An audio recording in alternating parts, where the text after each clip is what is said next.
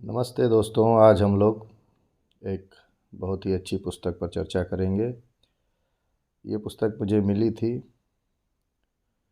आर्य समाज में और इस पुस्तक का शीर्षक है वेदों में ईश्वर के प्रसिद्ध नाम।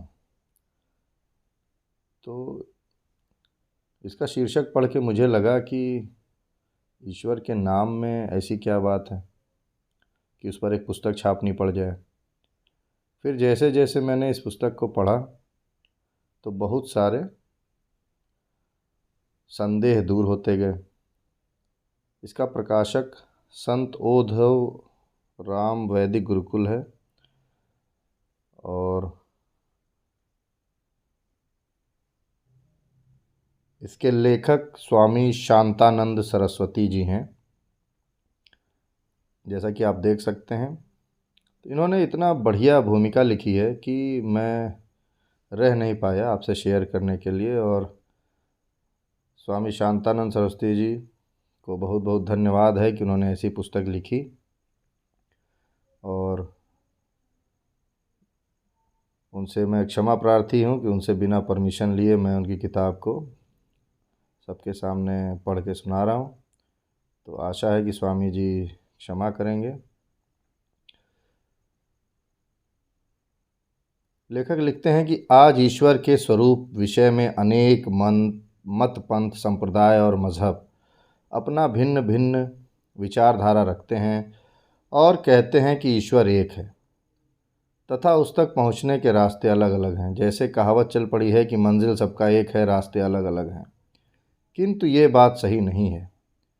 आज के मत संप्रदायों में ईश्वर को कोई चौथे आसमान में जैसे कि ईसाई, कोई सातवें आसमान में जैसे कि मुसलमान, कोई परम धाम में, कोई अक्षरधाम में, कोई बैकुंठ धाम में, कोई कैलाश धाम में, कोई गोलोक आदि में विद्यमान मानते हैं।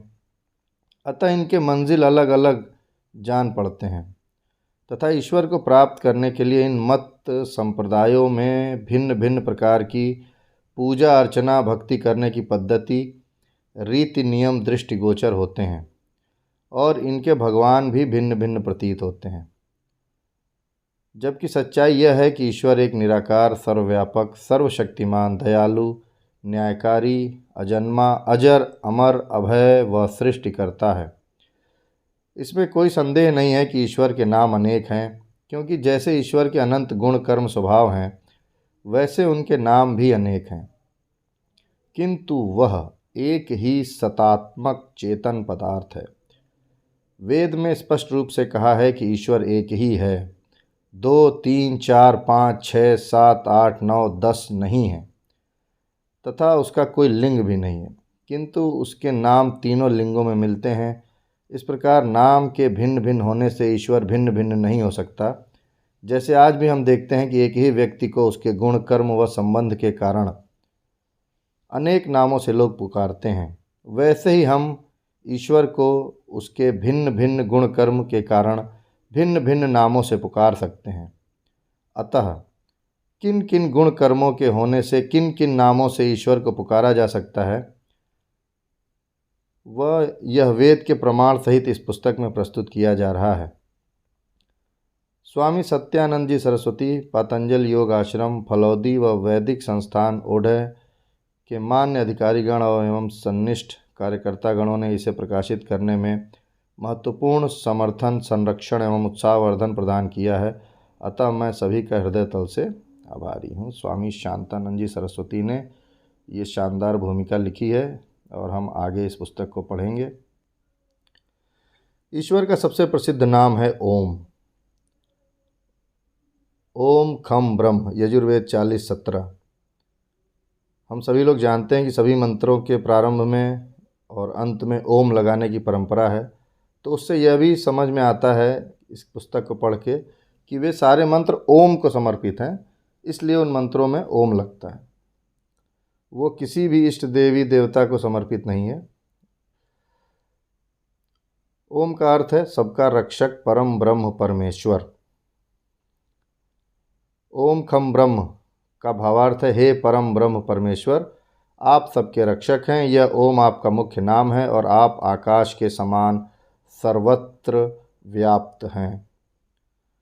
ब्रह्मकार सबसे बड़ा होता है, तो ईश्वर तत्व आकाश के समान सर्वत्र व्याप्त है, सारे ब्रह्मांडों को अपने में धारण किए हुए है। तो जिसने इंटर में फिज़िक्स नहीं पढ़ी है या हाई स्कूल तक विज्ञान नहीं पढ़ा है, ब्रह्मांड को नहीं समझता है, ब्रह्मांड के चित्र नहीं देखा है, उसके लिए ये समझना बहुत मुश्किल, बहुत दुष्कर कार्य है। इसीलिए शिक्षा व्यवस्था ऐसी होनी चाहिए कि बच्चों को बचपन से ही ज्ञान, विज्ञान, अन्वेषण आदि की ओर प्रेरित किया जाए और बच्चे इन सब विषयों से परिचित रहें, ताकि उनको बताया जा सके कि सारा ब्रह्मांड कैसा है। जो व्यक्ति ब्रह्मांड नहीं जानता उसके लिए ब्रह्म समझना बहुत मुश्किल कार्य है। आगे बढ़ते हैं। ईश्वर। प्राणाय नमो यस्य सर्वमिदं वशे यो भूतः सर्वस्य ईश्वरो यस्मिन् सर्व प्रतिष्ठितम्। अथर्ववेद 11:4-1। ईश्वर का अर्थ है ऐश्वर्यवान, संसार के समस्त पदार्थों का स्वामी। तो जो व्यक्ति संसार के समस्त पदार्थों का स्वामी है वही ईश्वर है। तो जो व्यक्ति संसार के समस्त पदार्थों का स्वामी नहीं है वो ईश्वर नहीं है। तो किसी भी व्यक्ति के लिए ईश्वर शब्द का प्रयोग करने से पहले इस अर्थ को समझ लेने वाला व्यक्ति कभी भी किसी भी व्यक्ति को, मनुष्य को ईश्वर नहीं कहेगा।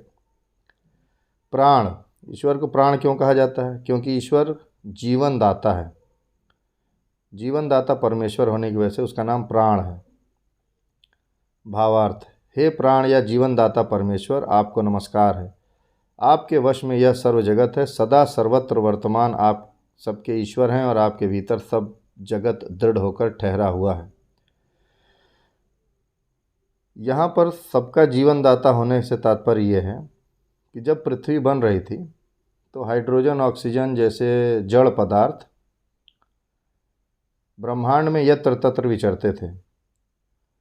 हाइड्रोजन की न तो आँख होती है, न ऑक्सीजन के कान होते हैं। तो ईश्वर नामक तत्व जो कि सजीव तत्व है, वो इन निर्जीव तत्वों को अपने प्रयास से जोड़ सकता है। इसलिए ये कहा गया है कि वो जीवन दाता है। अब ऑक्सीजन और हाइड्रोजन को जोड़कर जल बनाने वाला जो शक्ति है इस ब्रह्मांड में, उस शक्ति को ईश्वर कहा गया है और उसे ही प्राण दाता या जीवन दाता कहा गया है। भक्ति भाव में लोग इस बात को भूल जाते हैं और बजाय इसका अर्थ लेने के वे विषयांतर करते हुए अब जीवन दाता परमेश्वर की व्याख्या करते करते पहुंच जाते हैं कि ईश्वर दुकान खोलकर बैठा है और वो हमको हर समय कर्म फल देने के लिए तत्पर है। तो उसका मानवीकरण करने लगते हैं। अगर हम उसको एक पदार्थ के रूप में देखें, जो पदार्थ हर समय सक्रिय है, सभी पदार्थों की जड़ में है, तो आपको बिल्कुल भी संशय नहीं होगा कि वो एक जड़ पदार्थ है। वो कोई आदमी औरत नहीं है, वो न मनुष्य है, वो न कोई पशु है। वो एक पदार्थ है जो अन्य पदार्थों पर नियंत्रण रखता है। उसे ईश्वर कहा गया है, उसे प्राण कहा गया है, क्योंकि वो सभी अणुओं परमाणुओं को जोड़ता है और जीवन जैसा बना है वैसा बनाता है। तो रचना देखकर रचनाकार का पता चलता है। तो जो थोड़ा बहुत भी विज्ञान जानते हैं, पदार्थ विद्या जानते हैं, वो जानते हैं कि ये संसार कैसे बनता है और कैसे चलता है। तो उसको अगर कोई बनाने चलाने वाला व्यक्ति है तो वो अणु परमाणु के स्तर पर ही कार्य कर रहा है।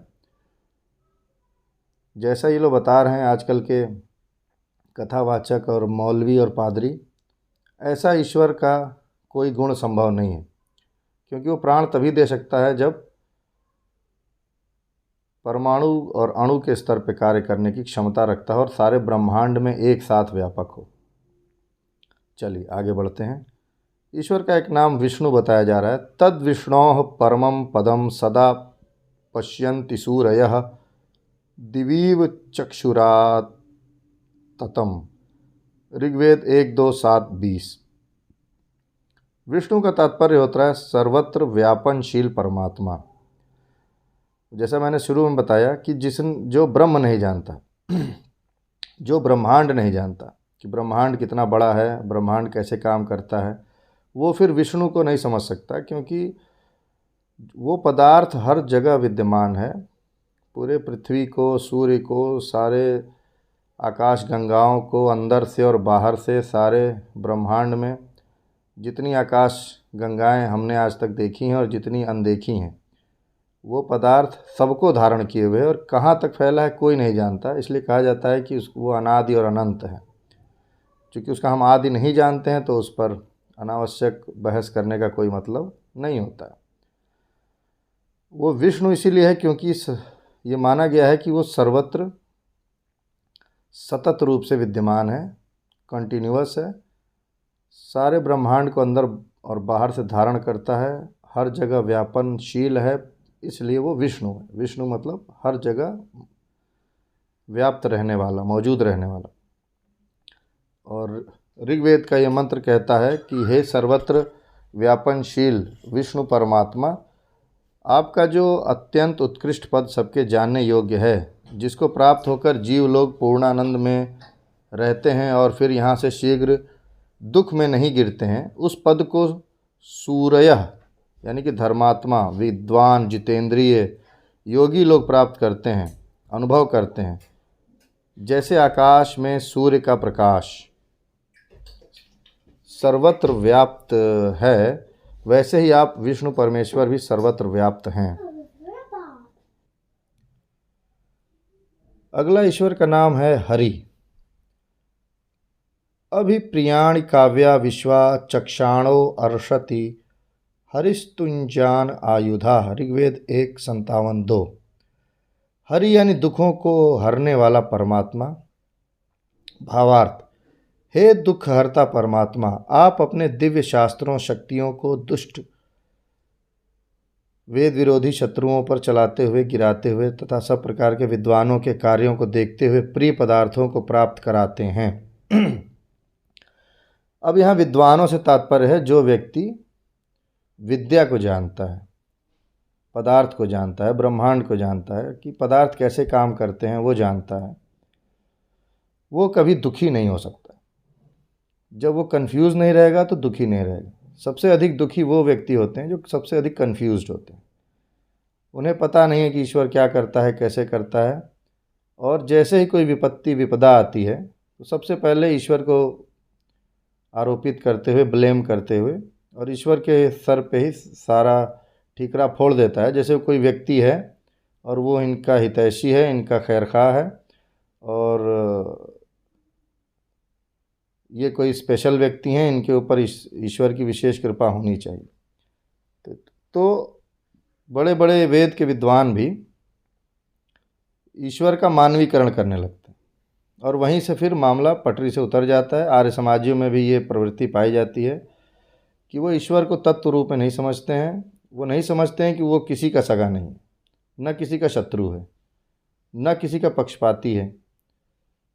वो एक पदार्थ है, उसने एक व्यवस्था के तहत जीवन की उत्पत्ति हुई है, उसी व्यवस्था में हमारी भी उत्पत्ति हुई है। हमारे जो दायित्व हैं हमें उसको पूरा करना चाहिए, जीना चाहिए, जीवन का आनंद लेना चाहिए। वो व्यक्ति कभी भी दुख को प्राप्त नहीं होता है। तो जो व्यक्ति ईश्वर को जानता है, ईश्वर उसका दुख हर लेता है। अब यहाँ पर लिया है कि आप अपने दिव्य शस्त्रों और शक्तियों को दुष्टों पर चलाते और गिराते हुए, तो इसको मानवीकरण में ना देखते हुए इसके निहितार्थ में जाकर देखना चाहिए कि इसका क्या तात्पर्य है। इसका तात्पर्य ये है कि जो व्यक्ति बुद्धि से कार्य नहीं करता है, ज्ञानपूर्वक जीवन यापन नहीं करता है, वेद का एक अर्थ ज्ञान भी होता है या ज्ञान पढ़ते हैं हम लोग, तो जो व्यक्ति ज्ञानपूर्वक जीवन नहीं जिएगा, बुद्धि का प्रयोग नहीं करेगा, वो हमेशा दुखी रहेगा और उसके ऊपर परमात्मा अपने दिव्य शस्त्रों का गिराएगा और उनका नाश कर देगा। और जो व्यक्ति परमात्मा को समझते हैं, उसके दुखों को हरने की क्षमता को समझते हैं, वो हमेशा दुखों से दूर होंगे, उनका दुख हरा जाएगा। इसलिए ईश्वर का नाम हरि है। इसके बाद आता है सबसे मज़ेदार, जिस नाम का सबसे अधिक दुरुपयोग होता है देहातों में, ब्रह्मा या ब्रह्म। ब्रह्मा, ब्रह्म ज्येष्ठा संभृता वीर्याणि ब्रह्माग्रे ज्येष्ठम दिवमा ततान। ब्रह्म, भूतानां ब्रह्मा प्रथमोत जज्ञेतेनार्हति ब्रह्मणा स्पर्धितुम कह। अथर्ववेद 19:22-21। ब्रह्मा का तात्पर्य होता है सबसे बड़ा। ब्रह्म मतलब सबसे बड़ा, सर्वजनक परमात्मा। तो इतना बड़ा ब्रह्मांड है, अभी हमने चर्चा किया कि ब्रह्मांड इतना विशाल है, वहाँ पे वो विष्णु है क्योंकि वो सब जगह व्याप्त है। तो इतने बड़े ब्रह्मांड में जो विष्णु है, जो व्याप्त है, वो सब इसी तरीके से व्याप्त हो सकता है कि वो इस ब्रह्मांड से भी बड़ा हो, या कम से कम उसके साइज़ का हो कि उसमें फिट हो जाए, उसको बाहर से घेर ले और भीतर से भी घेर ले। भारतवर्ष में ब्रह्म और ब्रह्मा और इसी से ब्राह्मण का शब्दों का बहुत अधिक मिसयूज़ हुआ है और उसके बारे में बहुत सारी भ्रांतियां हैं। और इसी शब्द का गलत अर्थ करते हुए ब्राह्मणों में एक प्रवृत्ति पाई जाती है अपने आप को सबसे बड़ा समझने की। हालांकि 4 वर्ण हैं, चारों वर्णों में कोई भी बड़ा छोटा की भावना उचित नहीं है, लेकिन इस शब्द के गलत अर्थ की वजह से सबसे बड़ा का जो भाव है वो ब्राह्मणों में देखा जाता है। यहाँ बड़ा से तात्पर्य ईश्वर से है, जहाँ पे अथर्ववेद का मंत्र कह रहा है कि हे परम ब्रह्म परमेश्वर, आप वीर कर्म को ज्येष्ठ श्रेष्ठ सर्वप्रधान बताने वाले हैं। आप अपने सर्वप्रथम ज्ञान को सब ओर फैलाया है। आप सर्वोत्कृष्ट सर्वजनक ब्रह्मा प्रभु समस्त भूतों प्राणियों में सबसे पहले प्रसिद्ध हुए हैं, इसलिए आप महान ब्रह्म परमात्मा के साथ कौन स्पर्धा करने में समर्थ है या करने को समर्थ है। अर्थात कोई भी उस बड़े परमात्मा ब्रह्म परमात्मा के साथ स्पर्धा करने में समर्थ नहीं है। और समर्थ होगा भी कैसे? ब्रह्मांड का साइज़ इतना बड़ा है, जिसने ब्रह्मांड का साइज़ देखा है वो उस ब्रह्म तत्व को समझता है, तो वो ये भी जानता है कि वो उससे कॉम्पीट करने में सक्षम नहीं है, वो क्योंकि वो एक साथ अरबों खरबों गैलेक्सियों को संभाल रहा है। इसके बाद एक और नाम है जो सबसे अधिक प्रसिद्ध है, शिव।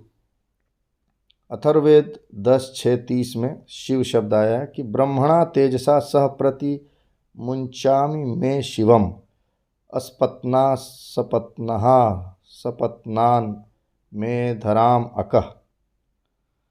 तो शिव का अर्थ होता है सर्व कल्याणकारी मंगलकारी परमेश्वर। भावार्थ, हे प्रभु, वेद ज्ञान द्वारा प्रकाश के साथ वैदिक ज्ञान विज्ञान के साथ आप मंगलकारी शिव परमात्मा को मैं अपने लिए स्वीकार करता हूँ। शत्रु रहित शत्रुनाशक आप परमेश्वर मेरे सब शत्रुओं को नीचे गिरा दीजिए या नष्ट कर दीजिए। यहाँ भी अगर आप मानवीकरण से हट कर सोचें और ईश्वर को तत्व के रूप में सोचें तो ये भावार्थ आपको समझ में आता है। और जैसे ही आप इसे मानवीकरण करते हैं और ईश्वर को अपना हितैषी समझने लगते हैं कि जैसे जो उसका बार बार नाम ले रहा है, जो उसके नाम पे किताब बना करके और वेद वेद वेद वेद चिल्ला रहा है, उसको जैसे वो बहुत कोई फेवर करेगा, वो कोई फेवर नहीं करेगा। अगर आप वेद वेद करते रहते हैं और बुद्धि का प्रयोग नहीं करते हैं, आपके अंदर ज्ञान का थोड़ा भी प्रभाव नहीं है, तो वो तथाकथित शिव भी आपकी मदद करने वाला नहीं है। तो जैसे ही हम मानवीकरण से हटकर सोचते हैं सारी शंकाएं दूर हो जाती हैं, लेकिन जैसे ही आप मानवीकरण करेंगे वैसे ही सारी समस्याएं पैदा शुरू हो जाती हैं, क्योंकि फिर वो शत्रु रहित और शत्रुनाशक जैसी बातें फिर आम जनमानस के पल्ले नहीं पड़ती।